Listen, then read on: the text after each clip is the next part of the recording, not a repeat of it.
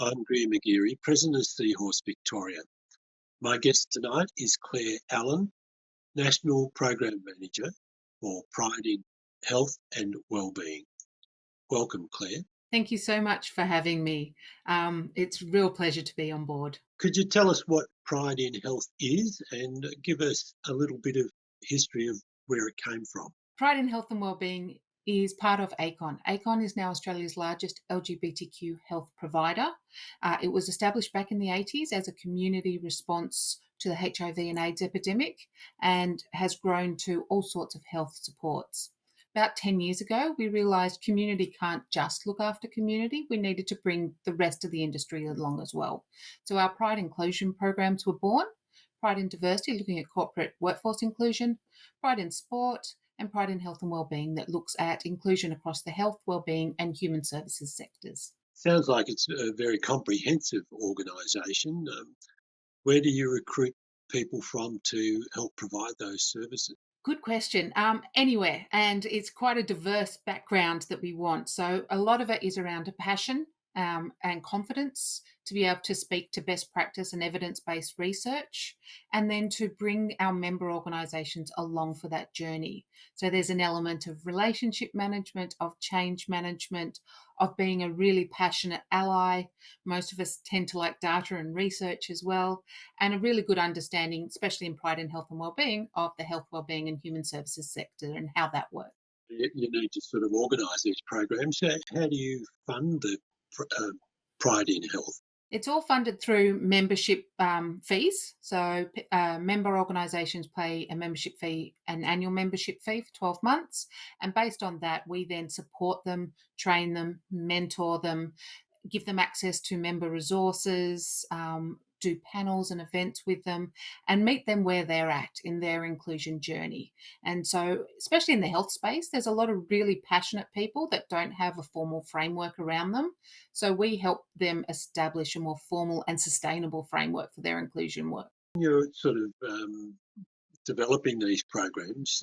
Do you go out and sort of, in a sense, cold call a business or an institution to say, look, we've got these services, or is it you're relying on those businesses and institutions to contact you? It's a little bit of both. Predominantly, it's organic in that organisations realise they don't know everything and they need some support and expertise on how best to support the LGBTQ community. And so predominantly they come to us. They may well also be aware of the regional community organisations, and we get a lot of referrals through that as well. In more recent years, we're finding that a lot of people want to measure their inclusion, and we offer a free national benchmark that we run each year, and you don't have to be a member to be part of that. And that's opened a few people's eyes, especially in the public health sector, where they're not quite as inclusive as they thought they were. Inclusion is, I suppose, an elastic to some sense. So, when you do this benchmark, a lot of criteria involved in developing that benchmark? Our benchmark is on 100 basis points, and organisations submit their evidence to us and we double mark it. But it looks at a really holistic, patient-centred framework, from marketing and communications. How do people let the community know that they're an inclusive organisation? We look at the physical environment, forms and intake, data, clinical conversations, how they train their staff, how they engage with the community, how they engage in referrals and other stakeholders across the sector, how they embed that in business as usual, and putting a risk management lens over that as well. So it is very comprehensive, and not everyone will do everything simultaneously, and it also allows for more maturity and growth over time as well. How many businesses and institutions would be involved in being part of Pride in Health and Wellbeing? Currently, we have just over 70 members from across Australia, and we're just recruiting with an expression of interest at the moment for another 12. So we seem to be growing very fast in the last 12 months, and we expand to meet that need. It seems to be very geographic based, where awareness is born, often with the support of the primary health networks locally or the local health districts, or there's something like a new health strategy released, and that will generate a lot of interest. What's the sort of feedback you get from the owners or the managers and the staff within these organisations about the program that you run? Most of the organisations love having someone to sense check what they are doing and give them permission to make mistakes, but also to improve what they're doing. So we find across the health sector, they're really people and they want to do the right thing. And behind closed doors, they probably are. What they don't have is that more formal framework to support them ongoing. And it's very much dependent on the individual personalities. So what we find is that they are frozen with fear of making the wrong decisions or doing the wrong thing. And we give them a lot of permission to say, yeah, you're allowed to use pronouns. And yes, please do. And please update your forms. And just because your database isn't particularly inclusive in its language doesn't mean you can't ask your service users much more inclusive questions. The sense of health and wellbeing obviously goes across every aspect of society. So, what sort of, I might get this to be a little bit more personal for you, is that what attracted you to come and get involved in this organisation of health and wellbeing? So I had been working in the aged care sector previously and were involved in that organisation achieving Rainbow Tick. And after that, I became their LGBTQ project officer to be the one within the organisation to ensure that inclusion for sexuality and gender diverse people was embedded across the organisation and definitely not tokenistic. And a real personal thing for me was we had an older man who had lost his roommate of less than a week and was what we thought overly upset about this. It wasn't quite equal to the amount of time he'd known his roommate. And when one of the pastoral care workers sat with him and spent time with him, he revealed that he was unable to mourn his partner when he died because his family was not supportive, neither was the partner's family. And I don't want that for anyone. So I'm an ally. I'm a cisgender heterosexual woman, and I want to be able to use my strengths to uplift the voices of the community and make some real change across the sector that is generally wanting to do the right thing, but not necessarily doing the right thing or doing the wrong thing for the right reasons. So I luckily I can help make a change across the sector because it is such a broad sector. I suppose one of the big challenges, of course, is some of the public um, dramas that have occurred around the world, particularly trans people. We saw just in the build up to this Australian election where trans was being used as a bargaining chip for votes. So how does that sort of impact play upon what you do in Pride in Health? A lot of the mental health impacts of that societal pressure and the fact that a lot of trans people are being debated publicly and often demonized in social and popular media is of real interest to our members because they're supporting the whole person that they see, not just their mental health. So we talk about the barriers that the community face, including the trans community, in accessing broad mainstream health services. And we talk about those barriers being at a macro level, like those public debates that really have an impact on both physical and mental health.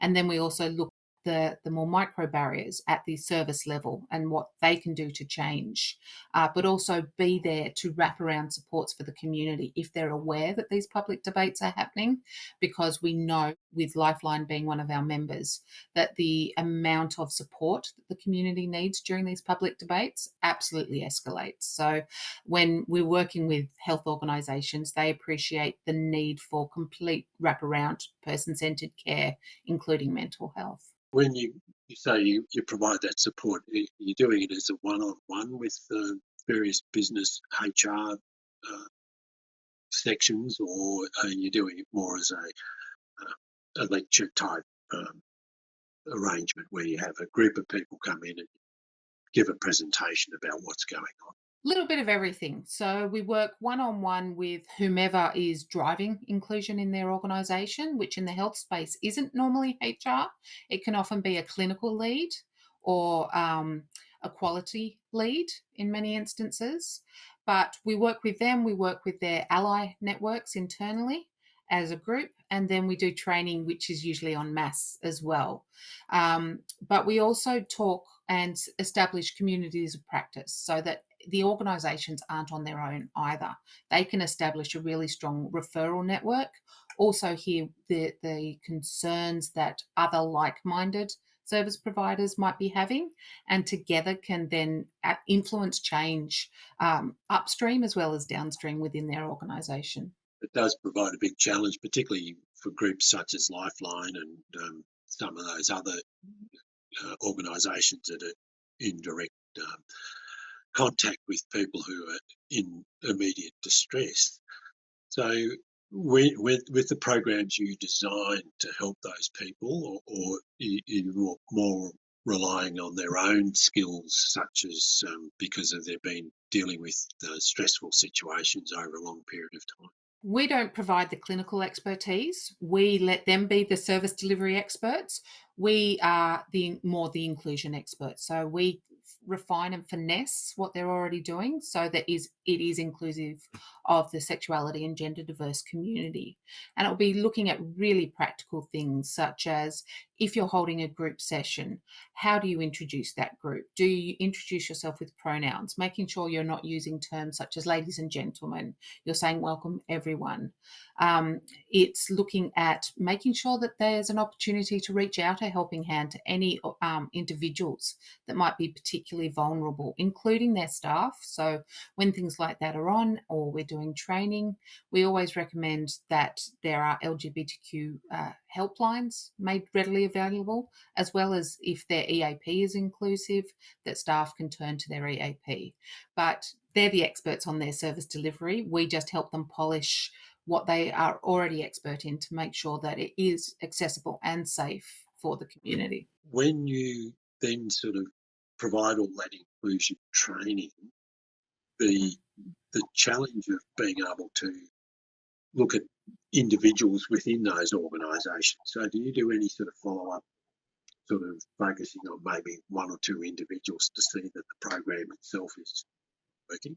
Not necessarily with one or two people. We encourage it to be an organisation-wide initiative so that it can maintain and be sustainable even if that individual leaves, especially in the health sector where there's so much churn in staff. So what we try and encourage people to do is annually measure their inclusion, and they can use our free index. But that then means that they're staying on track and they've got that annual reminder that it's not a set and forget process. It's very much a ongoing best practice quality improvement project. If there are people, say, affirming their genders at work, we will support them in that. And we support both the organisation and the individual that is affirming their gender. So we do a little bit of one-on-one, but mostly it's working at an organisational level to make sure that it is an inclusive organisation, because we don't want people to get stuck at the front door or at reception and never meet those wonderful individual clinicians that are behind the doors, so that it doesn't matter which door you come through, you're going to get a great experience. Do you get any sort of negative feedback from any organisation or institutions, a pushback on what services you are providing? No, we haven't to date. Organisations come to us because they're ready for support. They realise they can't do inclusion by themselves and they need to come and get some expert support. We do get different responses from staff within that organisation, and then we help the organisation to work through that with their staff. It is a risk that if you are visibly and actively inclusive, that you may have some staff that don't want to come along for that journey. And we challenge those organisations to say, well, is that the sort of staff member you actually want in your organisation? We help them build their code of conduct and workplace policies so that it is actually saying what the expectation around staff behaviours are, irrespective of individual beliefs. That sounds good because I'd be disappointed if, after having put all that effort into providing services for inclusion, that somebody was pushing back with any degree of distress or that towards any individual within the organisations. Mm. Because of all the negativity that's been around, particularly we see in America where I just sort of lose my concentration as to what is going on over there. But we see elements occurring here. And I mentioned a moment ago about the anti-trans leading into the election. When you're developing a program, where do you get expertise to try and overcome all that sort of political background? We lean on ACON, which is our parent organisation that has expertise and strengths in this area. They've been working in a political advocacy role for 40 odd years. We also, because we use a risk framework, we talk to our organisations around the risks associated with negative commentary on their staff and their clients, but also on their organisational reputation. And how the practice may change as a direct result of changes in legal stances, say. Many of our organisations will actually do some advocacy work within their sector to make positive change. So we've seen that in a few different sectors where they've said, no, this is best practice. This is what OzPath or WPath are recommending, and we support that. And so we're actually seeing a lot of our members rally as allies to the community and say, no, together we want to see this change made within Australia. Jump back a little bit with your own involvement in it. So you're in aged care and you've saw a lot of need for inclusion. Where did you sort of, in say your earlier days, develop that sort of sense of care and that you had a broader aspect of getting involved in something like this, which clearly can have challenges that beyond what most people would want to take on as an activity? Oh, good question. To be honest, I don't know. I think I've always had that bit of a nurturing side to me. I'm also fairly bossy, so telling people how to be nurturing seems like a nice merging of those two worlds. So yeah, I'm really evidence and research based. I was a scientist by trade, so I love all the research articles where it gives us the evidential data around the health disparities and the impact of negative commentary. And I provide those as one of the different levers that we pull with organisations about why inclusion, especially for gender and sexuality diverse people, is so important. And it's about finding the right lever for those organisations and the different members within it. But yeah, I'm not really sure where my individual passion comes from, but it's definitely there in spades. One of the interesting aspects of all the things that I've been involved in over the years that quite often you can sort of put it back to you know how you're being raised to a degree. I know my parents were never dogmatic, even though we went to Catholic schools and the like, but they were never dogmatic in the way they did things, but they just got involved in things. Mum was always on the parents' committee, and dad sort of was in a couple of organisations. And in a sense, I suppose by osmosis, you get involved in. You sort of see the value of participating in these sorts of things. So, is that sort of a philosophy that you sort of saw when you applied to join Pride in Health? Absolutely. I've never worked at an organisation like ACON and Pride in Health and Wellbeing. I don't think I was hugged on my first day by over half the staff, most of whom I'd never met before. And that really sort of is the sense of person centeredness that is across ACON, and is the passion that draws the people to ACON to work in this space. It's definitely not the money or the reputation.